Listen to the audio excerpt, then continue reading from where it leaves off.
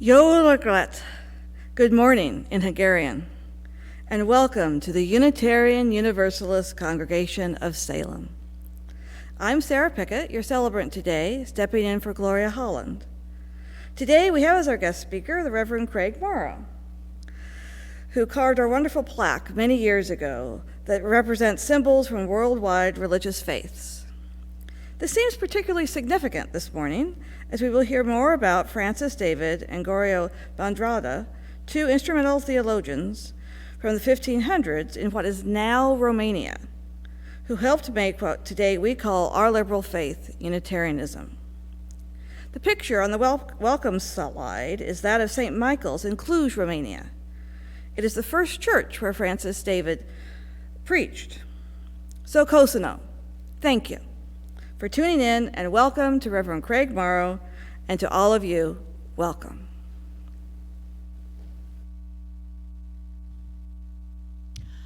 Our opening hymn today is Light of Ages and of Nations. It's number 189 in the gray hymnal.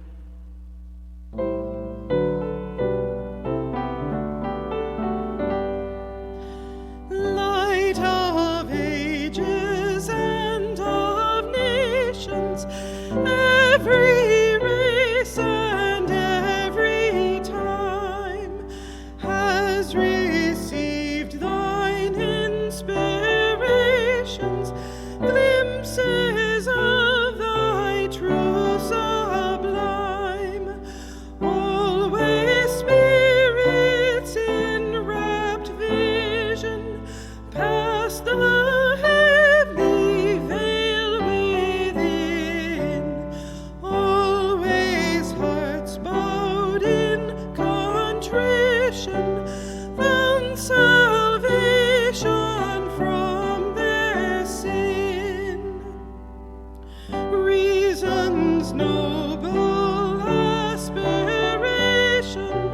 truth in growing clearness saw, conscience spoke its condemnation, or proclaimed eternal law, while thine inward revelations told thy saints their prayers were heard.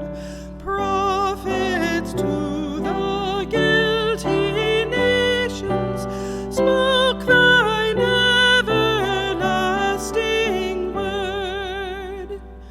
Lo, that word abideth ever, revelation is not sealed, answering now to our endeavor, truth and right are still revealed, that which came to ancient sages, Greek, barbarian, Roman, Jew, written in the soul's deep pages, shines today forever new.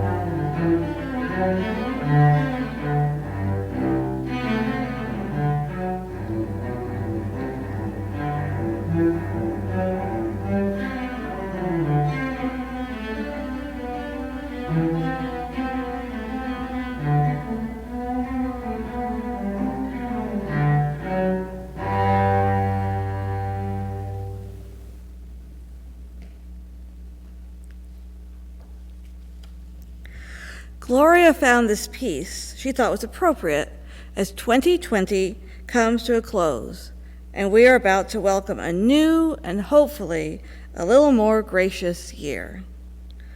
Here are some thoughts from Kalidasa, considered India's greatest classical era author. Look to this day, for it is life, the very life of life. In its brief course lies all the verities and realities of your existence. The bliss of growth, the glory of action, the splendor of beauty. For yesterday is but a dream, and tomorrow is only a vision. But today, well lived, makes every yesterday a dream of happiness,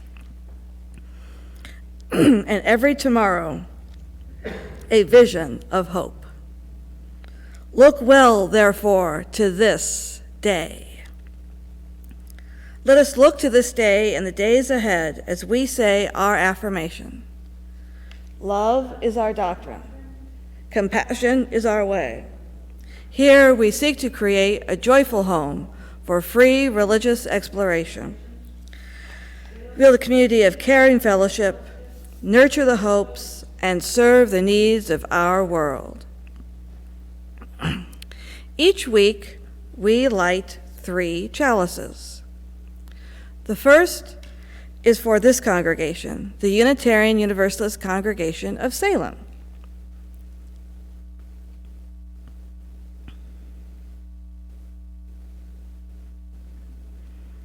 Nice.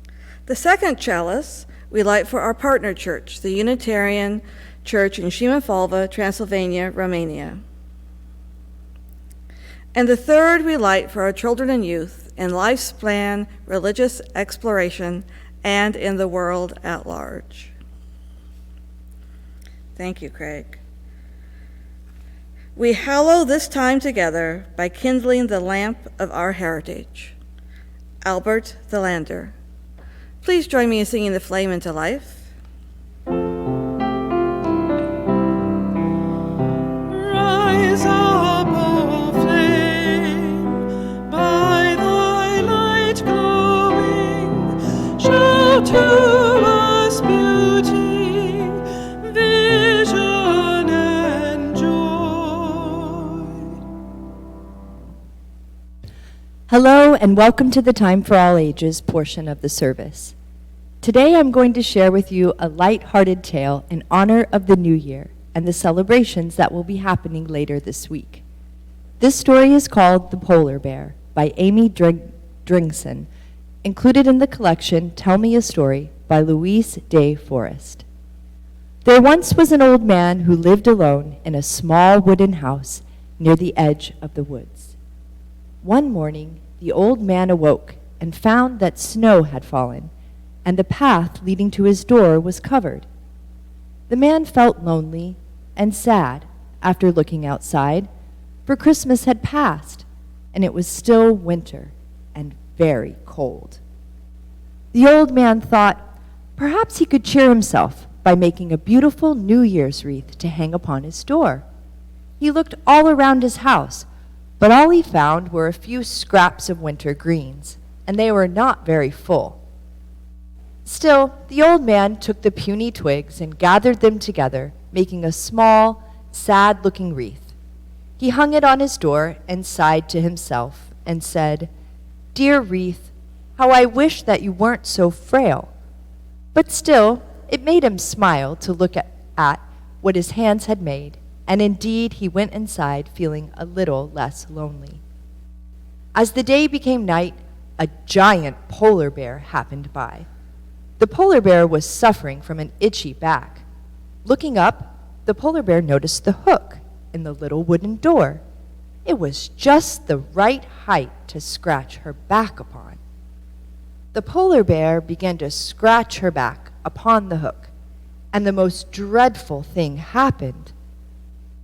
The little wreath slipped over her head and around her neck.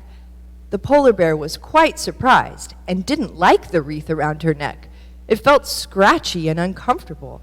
She tossed her head back and forth, but try as she might, the wreath would not budge. The polar bear thought that perhaps if she were to jump into the Arctic Sea, the wreath would loosen, and so she went to the sea and dove in. The polar bear swam through the icy waters, and as she swam, all sorts of sea life got caught in the leaves of the wreath, little pieces of seaweed and starfish. Still, the wreath would not come off. She swam to the ocean surface and got out of the water. As the polar bear walked through the cold air, the wet wreath around her neck froze, making beautiful ice crystals on the leaves. The polar bear walked and walked, very sad that the dreadful wreath still encircled her neck. Then she saw the little wooden door again, with the hook, and she thought that perhaps if she rubbed her neck on the hook, she could be rid of the wreath once and for all. So she rubbed her head against that hook, and indeed the wreath slipped over her head, and finally the polar bear was free from the cumbersome wreath. She lumbered off into the woods. It was now growing light. The sun had risen from behind the hills, and the old man awoke. He went to make some hot tea, but as he moved past the window, he noticed something dazzling and sparkling outside his door. He opened the door to see what was there, and there, on the hook, hung the wreath he had made the day before. Only now it looked to him as if King Winter had touched it with his magical staff. All of a sudden, the little old man felt warm. He smiled in its radiance as the sunlight hit the beautiful wreath. It sparkled and seemed to glow. The little old man did not feel lonely anymore. In fact, he felt very happy. The end. The moral of this story is that somehow, some way, magic does happen. May it also happen to you. Well wishes and bright blessings for 2021. Please do consider joining us for the Children's Religious Exploration Program being held live on Sunday mornings at 9:45 a.m. via Zoom, or for the youth group meeting happening on Thursday evenings at 5 p.m. via Zoom. Thank you.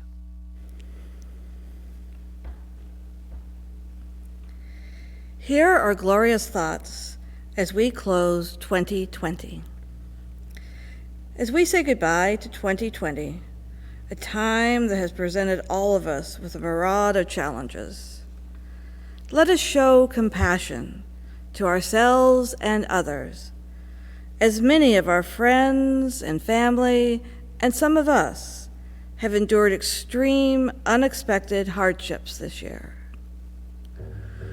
COVID-19 has touched many families, resulting in loss of employment, food and housing insecurities, closures of schools and businesses and churches. So many gatherings going virtual now. Many families are grieving the loss of loved ones. Megan Roller asks for healing thoughts for her friends, John Beverly and his daughter Jordan, who were in a terrible car accident this past week. 2020 has also brought us social unrest, wildfires, and quarantines. Almost, if not all of us, have known some loss or sorrow this year. So let the tears flow. Tears of sadness, frustration, misunderstanding, and have compassion for yourself as well as for those around you. Give each other a little slack, and remember, love is our doctrine. Compassion is our way. And let us be mindful of gratitude. The tears of gratitude, the joy of gratitude, the quietness of gratitude. For all that 2020 has taken from us, it has also shown the beauty of being grateful for what might seem the ordinary. friends, family, technology, researchers, and time. Remember these words from Reverend Darcy Roque. There is too much hardship in this world not to find joy every day. There's too much injustice in this world to not right the balance every day. There is too much pain in this world not to heal every day. Each of us ministers to a weary world. Let us go forth now and do that which calls us to make this world more loving, more compassionate, and more filled with the grace of divine presence every day. Please continue to share your joys and concerns on our website so that we may share them here during the service and stay connected as a community during this time. Thank you. Our pastoral hymn today is There's a River Flowing in My Soul. It's number 1007 in the Teal hymnal.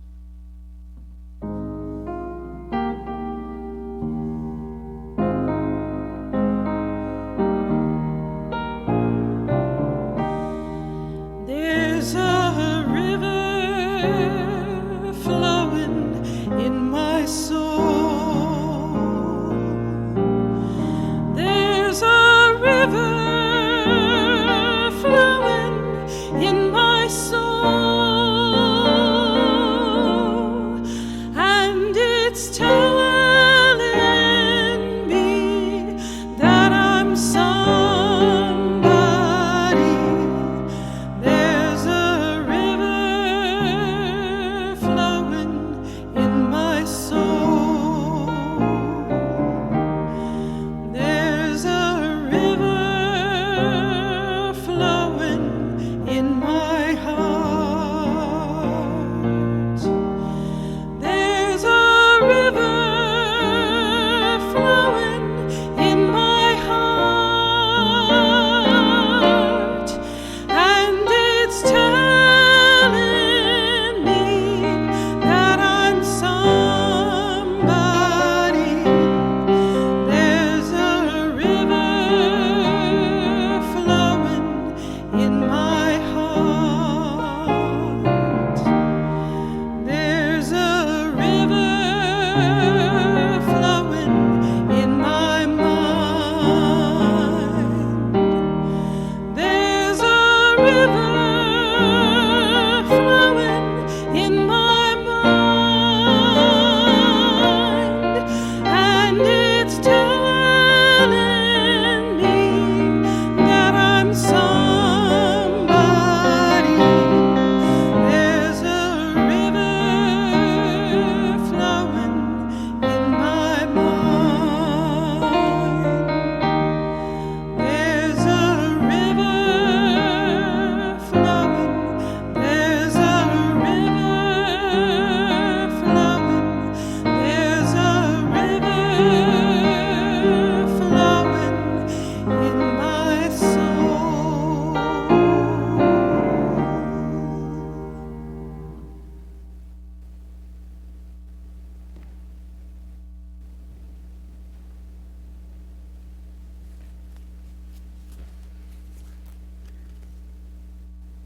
Thank you so much. There's so many beautiful voices in this congregation, going through vocal cords or the miracles of string and wood.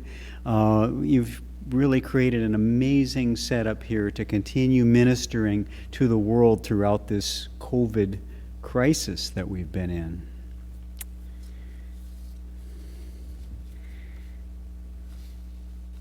I don't do many New Testament-based readings for UU churches because that book comes loaded with so many issues for us. It's the scripture of the majority religion in our country, and within that majority there's a vocal minority who would like to make it everyone's religion, if not by law, then by hook or crook. Conversion of others seems more important to many of these folks than practicing this religion themselves. They actively try to hook as many as they can, taking Jesus' words about making his disciples fishers of men literally, I guess. The crook part comes when they try to hijack public spaces with things like Ten Commandment monuments, or public schools with creationism or intelligent design in biology classes, replacing reason, experiment, and the careful testing of ideas with Bible doctrines that someone feels to be true. After too much hook and crook, we may hesitate to explore the riches of this book. This is a shame because its riches are many. The story it tells is sad and strong, sorrowful and stirring, filled not with facts but with human truth, powerfully told, like we find in this scene. Jesus went with his disciples to a place called Gethsemane, and he said to them, "Sit here while I go yonder and pray." And taking with him Peter and the two sons of Zebedee, he began to be sorrowful and troubled. And he said to them, "My soul is very sorrowful, even to death. Remain here and watch with me." And going a little farther, he fell on his face and prayed, "My Father, if it be possible, let this cup pass from me.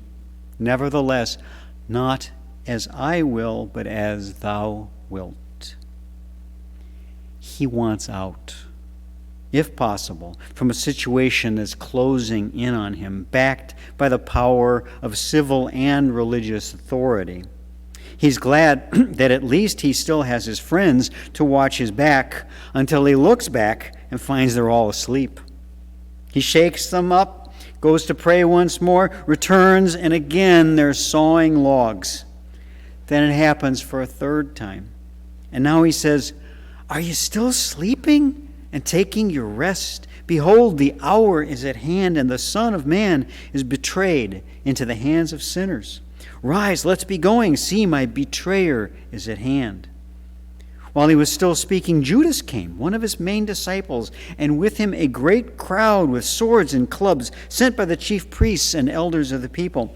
Now the betrayer had given them a sign, saying, "The one I shall kiss is the man. Seize him." And he came up to Jesus at once and said, "Hail, Master!" And he kissed him.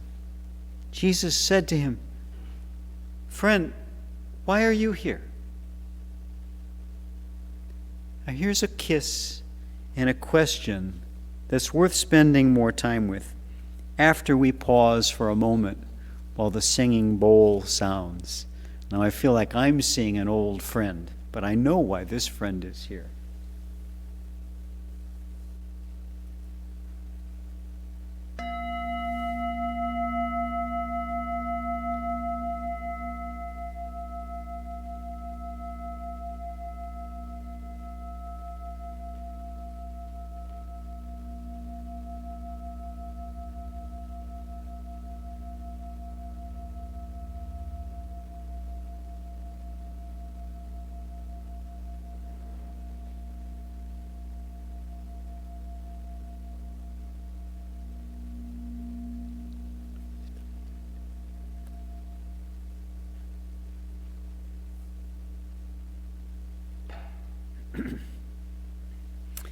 Hail, Master! Friend, why are you here? In the Gospel of Matthew, these words and that kiss from Judas are the very last contact that Jesus will have with any of his disciples before his death. Contact with Judas, not Peter or one of the other nice ones. The story continues. Then they came up and laid hands on Jesus and seized him. And behold, one of those who were with Jesus stretched out his hand and drew his sword and struck the slave of the high priest and cut off his ear.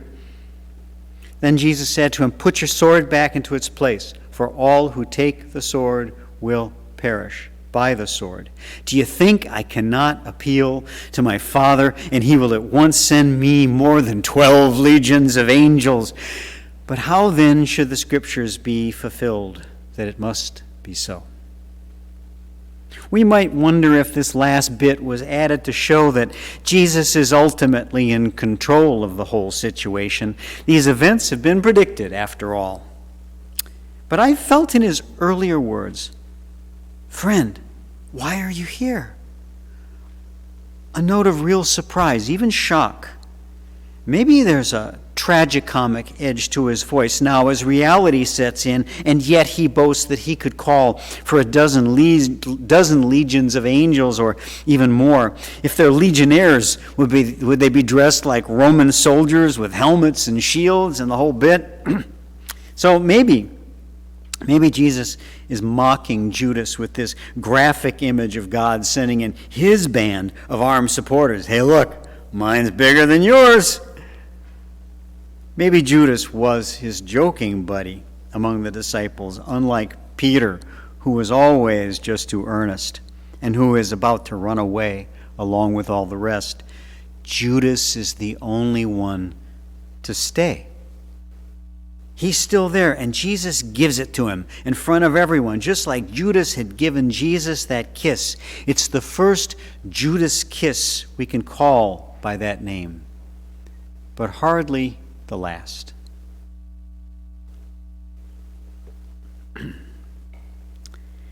Francis, David, and Giorgio Bandrata were also good friends. Back in the 1500s in Transylvania, where the first Unitarian churches to use that name were soon to be established, Francis David Ferenc was the intellectually gifted son of a shoemaker, working class. He first attended Catholic seminary and became the rector of a Catholic school. He then embraced the Reformation and went on to become superintendent of all Hungarian Lutheran churches. Later, after further study and revision of his views, he became superintendent of the rival Calvinist Reformed churches. He eventually became the very first Unitarian minister in the world and bishop of all the Unitarian churches that had formed during this final stage of his career. He also died as the first truly Unitarian martyr. Who knows how much of this would have happened if not for his friendship with Bandrata. Bandrata had come from Italy, studied medicine in France, then made his way across Europe as the personal physician to a number of noble families, specializing in what were called the nervous disorders of women. He was fascinated by religious questions and had spent time in Geneva, where John Calvin had established himself as something like the Ayatollah of a Protestant theocratic state. Calvin mistrusted his probing, inquisitive mind and wrote of him as a, quote, treacherous troublemaker, a barbarian, a beast, and a dirty dog. Like it is so often with Calvin, you can just feel the Christian love. But in Transylvania, Bandrata was attached to the noble Bathory family and thereby gained influence in the court of King John Sigismund. Getting to know Francis David as a Reformed church leader, he helped set him up as the king's court preacher. Eventually, under the influence of these men, Sigismund would become the first, last, and only Unitarian king in history. But that's a story for another day. Bandrata had cultivated relationships with many leaders of the Reformation, but he developed a special closeness with David. Together, they began to probe Orthodox Christian doctrines even deeper, taking their inquiries beyond anything Luther or Calvin had ever attempted or would have allowed. Bandrata was always pushing David to go still further back in those early days. Europe at the time had been going through a communications revolution not unlike the one we've been experiencing these past few years. Excuse me. Before the widespread use of paper and the invention of the printing press, books had been few and rare and extremely expensive. A whole herd of sheep was required to provide the vellum for just one copy of a hand-lettered Bible, and this was reflected in the cost. The sharp rise in the availability of books and the spread of literacy went hand in hand with earth-shaking results, especially in people's religious lives. With their own Bibles in hand, more and more people could question the teachings of the church, come to their own conclusions, and write their own books to share with others. When church or civil authorities objected to a book, they might attempt to seize and destroy all copies. But this became increasingly difficult with their decreasing size. A folio might be bigger than a desktop computer, but the quarto was much smaller. The octavo, duodecimo, and sextodecimo were smaller still, corresponding to the laptop, iPad, and smartphones of the time. How could you find and destroy them all? You could find and destroy a printing press, true, or you could try to destroy the author. People watching this unfolding drama of ideas, information, and power, they watched this with great fascination. One historian of the time wrote that public debates of important questions were as popular as tournaments and jousts had formerly been, and no subjects had a more lively appeal than those of religion. Such debates could as easily end in death as those earlier forms of entertainment, which may have added to their appeal.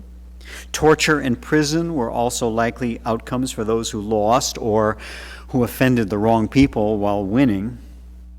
It was in such a setting that Bandrata and David began to question the doctrine of the Trinity, God in the three distinct persons of Father, Son, and Holy Spirit. At first they were cautious, presenting arguments for and against this central teaching of both Catholic and Protestant churches. Over time, they became bolder. They became bolder still when they were given their own printing press by none other than the king himself. One of the first projects for which they employed this technological wonder was a book called The False and True Knowledge of God. It was devoted mostly to serious and sober arguments of scriptural versus ecclesiastical teachings about the nature of the divine. Scripture and church taught something very different. But it also included one chapter illustrated with representations of the Trinity that was still affirmed on both sides of the Catholic-Protestant divide. These pictures included a three-faced figure installed on an altar, Father, Son, and Holy Spirit sitting at a table together, or being transformed into a communion wafer, and a depiction of the actual flesh of Christ like a coat descending from heaven. It's important to note that David and Bandrata had created none of these images themselves. They were all from perfectly orthodox sources such as church sculptures or tapestries from different parts of Europe. The new medium of printing had made it possible to bring them all together, accompanied by questions in a critical text.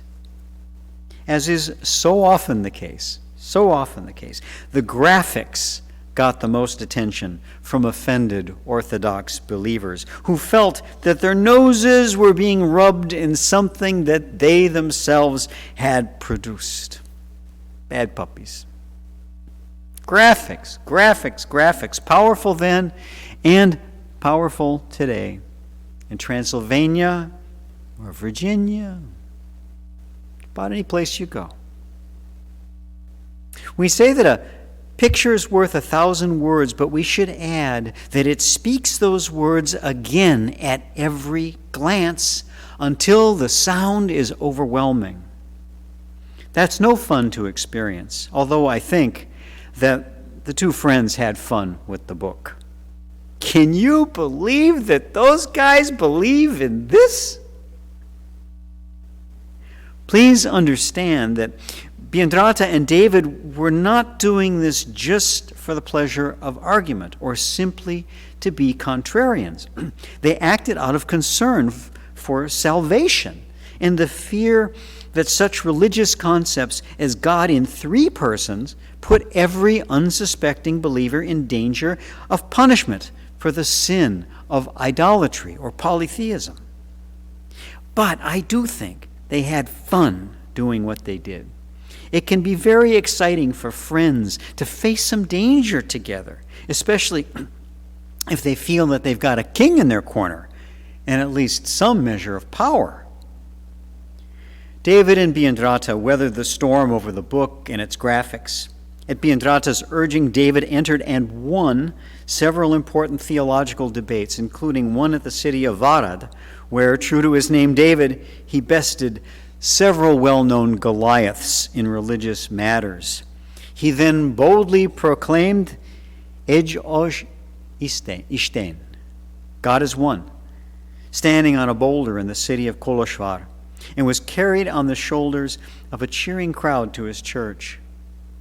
Many churches throughout the city and region were soon openly Unitarian in theology. Ej Osh Ishten was written over many doors and pulpits, proclaiming a new freedom of inquiry and full liberty to study and interpret the scriptures according to one's own conscience. Freedom and liberty of conscience. But 2 years later, King John Sigismund, was dead. Transylvania had a new prince, and things changed in the courts of power. Through his role as a physician, Bandrata smoothly insinuated himself into the new ruler's good graces. Meanwhile, David, denied a place at court and now without access to a printing press, began to ask in his own church ever more challenging questions. Quote, whether Christ, since he was not called by the apostles, could positively be called God, and if not, whether he could be invoked in prayers. Could we ask Jesus to help us or save us? Does Jesus save, like highway signs still say today? No, said David. We must ask God alone for help, just as Jesus does in the gospel stories. Bandrata thought David was going too far and urged him to recant. He was worried that such extreme views could put all Unitarian churches, their ministers, and members at risk. It was a legitimate concern, though no doubt he was also worried about the well-being and livelihood of one Giorgio Bandrata, who had grown accustomed to the pleasures of high society and now felt exposed and vulnerable. David responded by going even further and proclaimed that Jesus should not be worshipped as God. He would not use the language that his colleague demanded that he should use. And Bandrata denounced him to the prince, who had David put under house arrest and forbade him to speak in church. Who would have ever thought that we would see such demands to toe the same language line in Unitarian Universalist churches today under threats of punishment like censure, excommunication, and professional death? Or that we'd see a group of ministers seize copies of a colleague's books and throw them in the trash at our annual General Assembly? Of course, that's exactly what we're seeing now in how colleagues of mine, like Todd F. Clough and Rick Davis, have been treated these past 2 years. But just like these courageous souls, Francis David was unbowed. Before beginning his confinement, he preached one final sermon, which ended like this: whatever the world may yet try to do, it will nevertheless become clear to the whole world that God is one. Ej Osh Ishten. Shortly thereafter, at Bandrata's urging, the prince had a council convened to put David on trial. Social class played a role. The shoemaker's son was to be judged by a panel of hereditary nobles whose interests were vested more in hierarchy and power than in truth or conscience. Bandrata took the role of chief prosecutor and attacked David on the grounds that by teaching us to worship God alone, he was essentially preaching a conversion to Judaism. He could have said Islam, but might have been nervous faulting that religion with the Ottoman Empire right next door. David replied by asking if Bandrata had not also held such views until recently. His friend replied that even if he once had, he no longer did so. Long arguments and testimony followed in the trial. David and his supporters were asked to leave the hall for a time while the panel deliberated. While they were out, Bandrata denied that he had ever shared David's views, which he called no less than blasphemy. When David was called back inside, Bandrata crossed the floor to, quote, embrace him and reassure him that all would be well. It's not recorded if he kissed his old partner or not, but how could anyone present have failed to see Judas and Jesus in these two?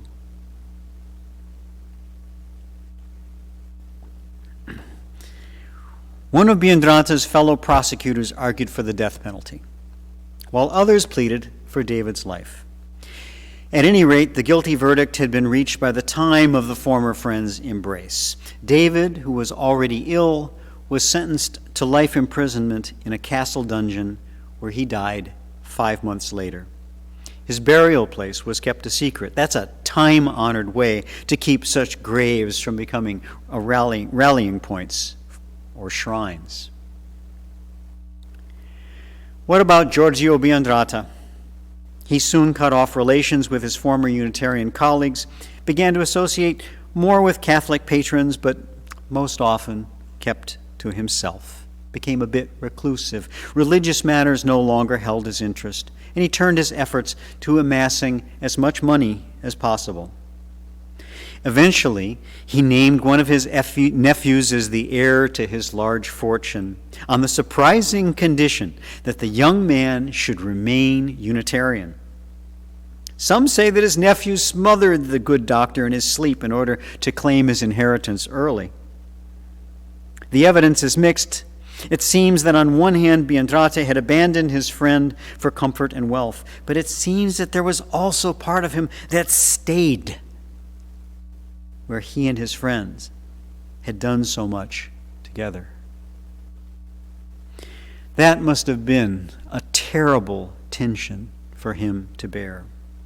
The Gospel of Matthew tells us that Judas returned the 30 pieces of silver he got for betraying Jesus, and then he hanged himself. The book of Acts says that he used the money to buy himself some land, but when he stepped onto it, he sort of exploded with the blast centered in his bowels. Not a happy ending. Not a happy story. And I'm not sure I'd like to see this bit depicted graphically. Speaking of graphics, here's one that you should see. Let me show that. There we go. Look at that beautiful thing. It shows the symbol of the Unitarian churches of Transylvania, inspired by a line from the Gospel of Matthew that is said to have been one of Francis David's favorites. Behold, I send you out as sheep in the midst of wolves, so be wise as serpents and innocent as doves. Notice how the serpent seems to hold the dove, confine it within limits, but also notice how it's swallowing its own tail. That could make your bowels explode big time if you go too far. But even before that happens, the more the serpent swallows its own wisdom, the less it will shelter, and the more it will smother the dove. It's a powerful graphic, especially if you know that the next gospel line tells us to, quote, beware of men, for they will deliver you up to councils.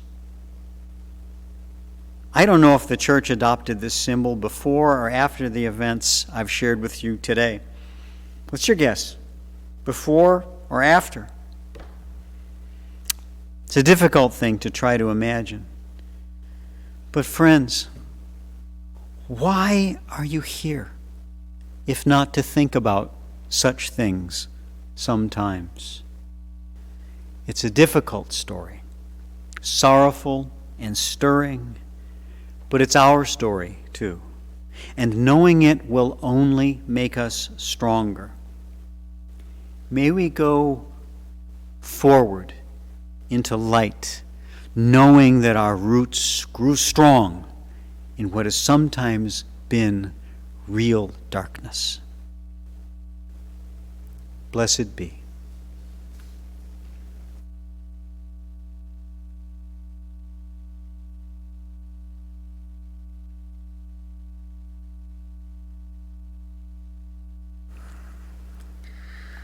So please join me a moment.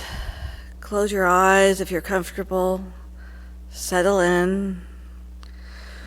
We've heard a lot about friendship, standing up for one's truth, and being true for yourself and for others.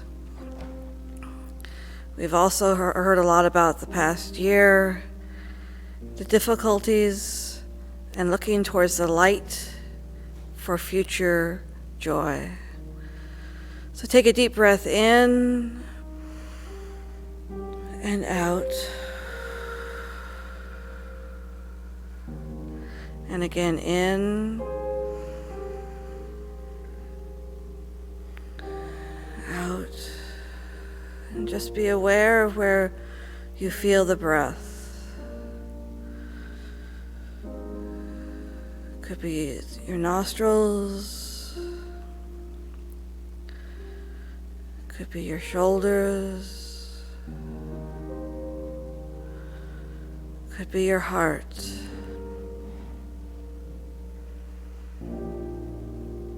Now relax and breathe normally. And I'm going to say a phrase, and if you feel like it, please repeat phrase after me.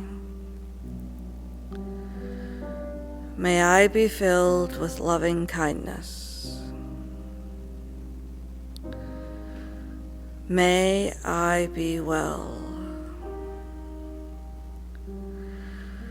May I be peaceful and at ease. May I be happy. May you be filled with loving kindness. May you be well. May you be peaceful and at ease. May you be happy. May we all be peaceful and at ease and bring happiness in this year to ourselves and our loved ones. May it be so.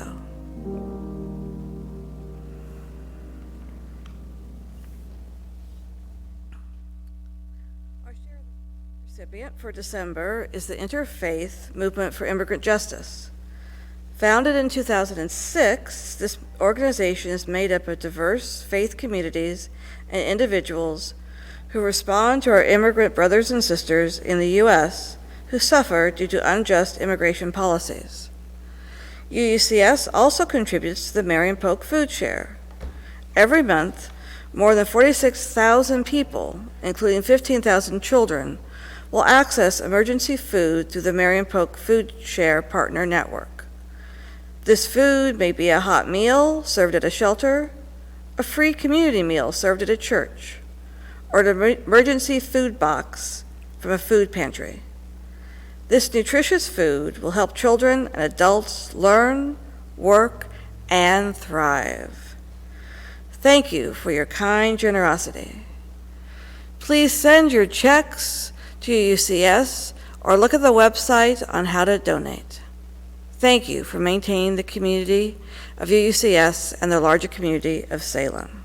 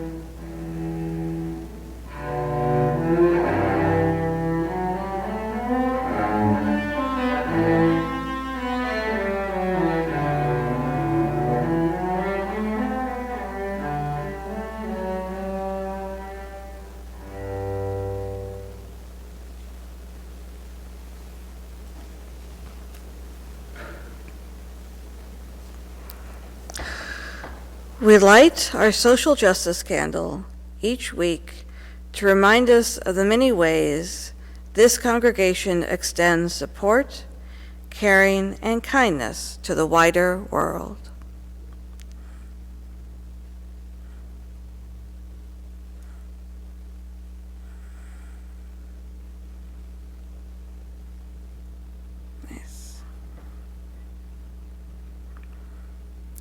As we extinguish our chalices today, allow me to share these words from Cynthia Landrum. Be true, be well, be loving, by Cynthia Landrum.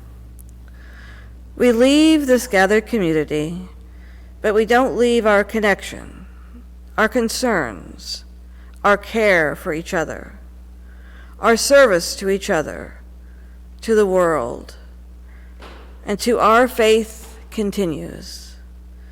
Until we are together again, friends, be strong, be well, be true, and be loving.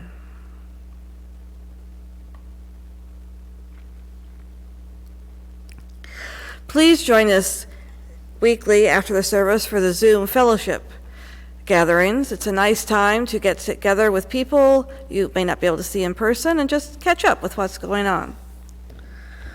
Also want to make you aware that to benefit the UUCS Music Fund, there's going to be a live stream cello concert by our own Dr. Kit Abramson, if I can say his name, on January 9th. So please tune in for that. That will be nice.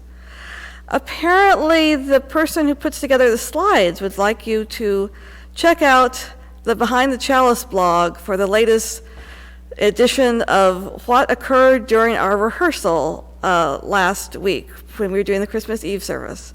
I hope you enjoy that. Also want you to be aware that if you go on the website, you'll see a hot topic that talks about the UUCS listserv, which I believe was a Yahoo email process, is going to go to a Google electronic bulletin board.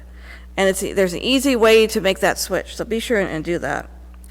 What you're looking at now is make a prayer flag. There are several flags that have been made that have been connecting the UUCS community and our hopes and dreams for our future in this coming year.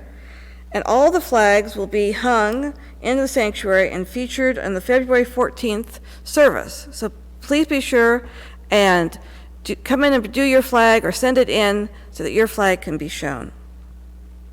And that is what we have today. Thank you. Our closing hymn today is Break Not the Circle. It's number 323 in the gray hymnal.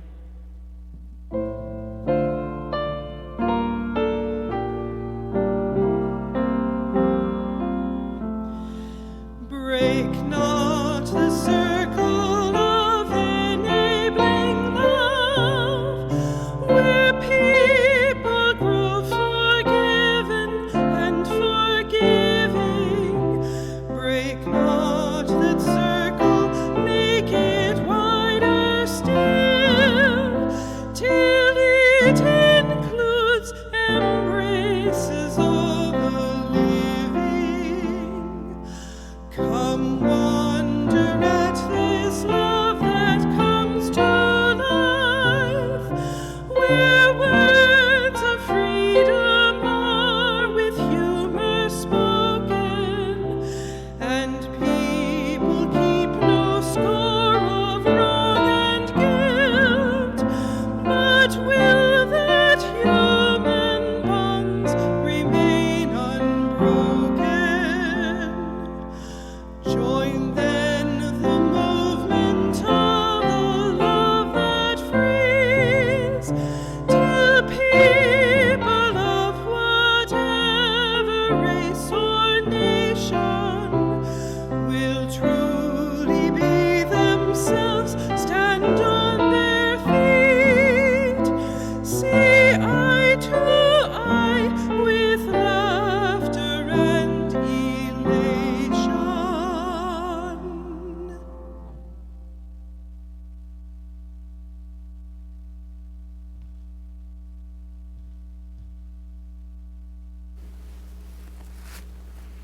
Thank you.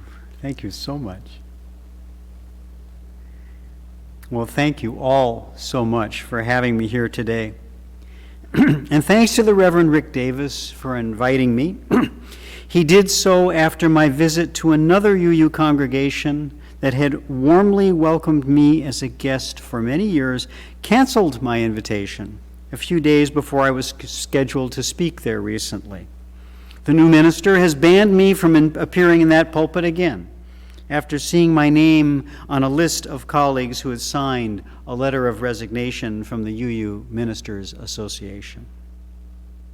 We dissenters were protesting the association's rejection of reason, free speech, and due process, and the reactive cruelty of its treatment of colleagues like Rick and the Reverend Todd Eckloff, who had dared to stand up for these time-honored principles. I was proud to add my name to those of such colleagues as the Reverend Charles Gaines, who was on the bridge at Selma, where the Reverend James Reeb was murdered in an incident that helped to move the civil rights movement into a higher gear.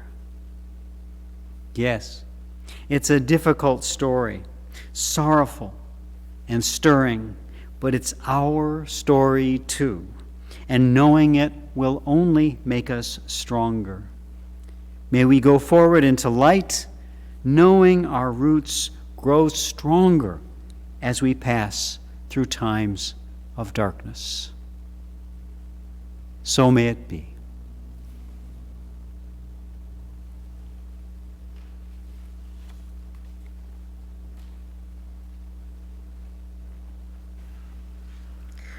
I invite you to join hands with your loved ones as we say our closing words. May faith in the Spirit of life, hope for the community of earth, and love for the sacred in one another be ours now and in all the days to come. Blessed be.